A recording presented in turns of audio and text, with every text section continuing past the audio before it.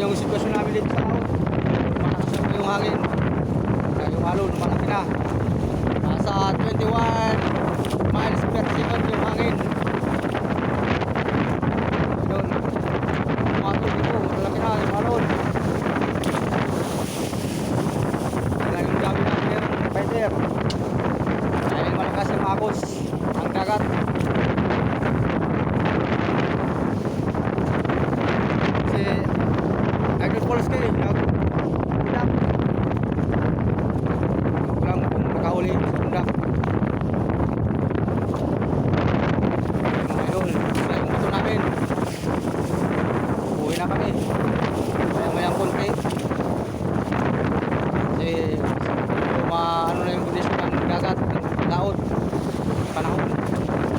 So mga salimuot na. Pasko na. Idol, malapit na yung Pasko.